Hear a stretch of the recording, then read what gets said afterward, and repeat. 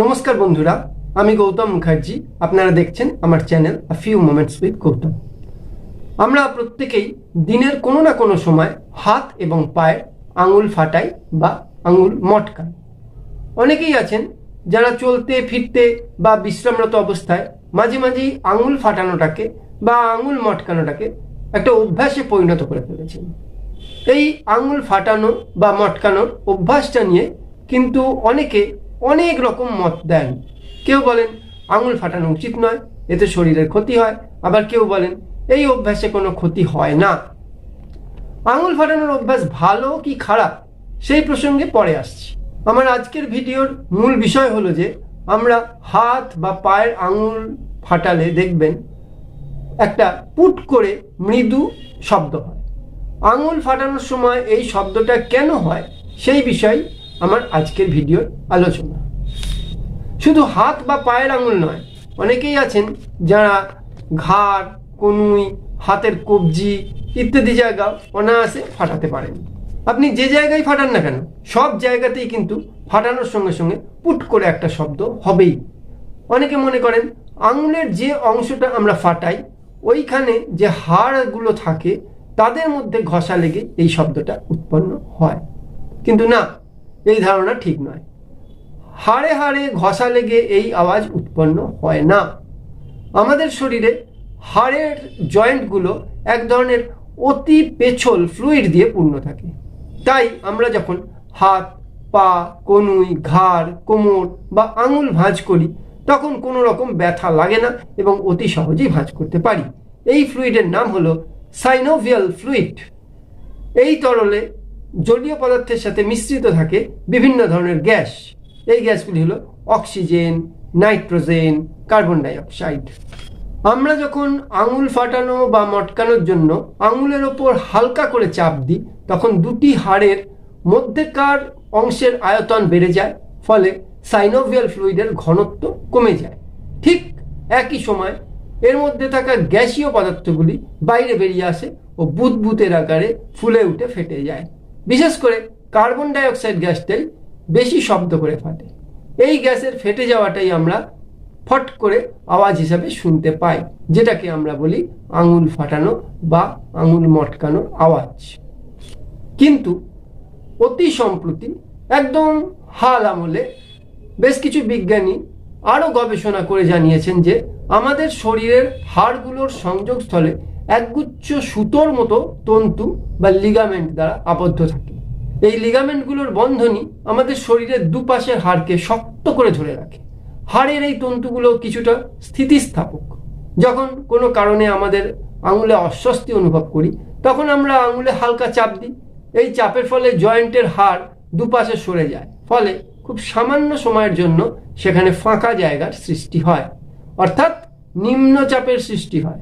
সঙ্গে সঙ্গে আশেপাশের পেশি ও তন্তু কলায় সঞ্চিত সাইনোভিয়াল ফ্লুইড ওই ফাঁকা স্থানের দিকে তীব্র বেগে ছুটে আসে।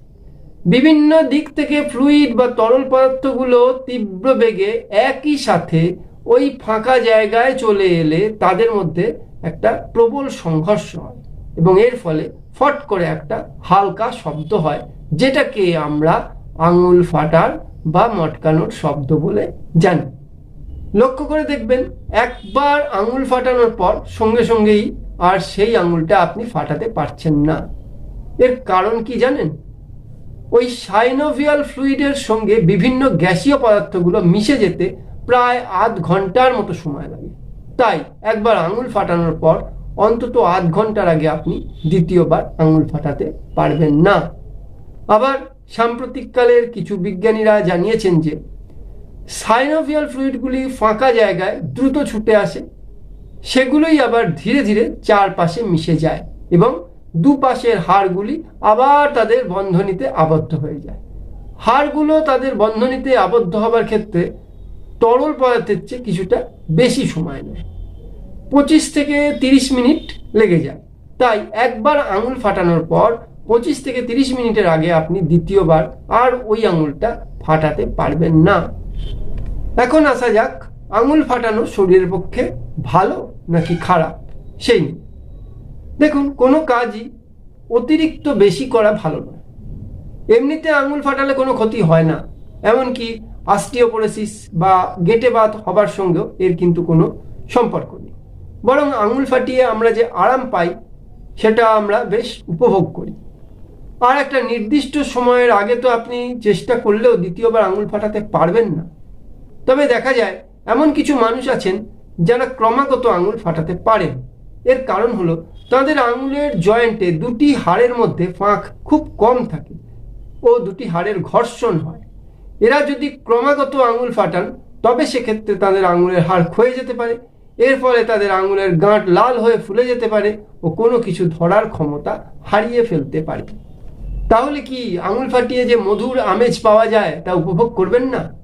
হ্যাঁ, নিশ্চয়ই করবেন। তবে ওই যে বললাম, কোনো কিছুই অতিরিক্ত করা ভালো নয়, তাই খুব বেশি আঙুল ফাটাবেন না। মাঝে মধ্যে ফাটাতে পারে, তবে আঙুল ফাটানো ও না ফাটানোর সঙ্গে কোনো শারীরিক সুবিধা বা অসুবিধার সম্পর্ক নেই। আপনি যদি একবারও আঙুল না ফাটান তাহলেও কিন্তু কোনো ক্ষতি হবে না।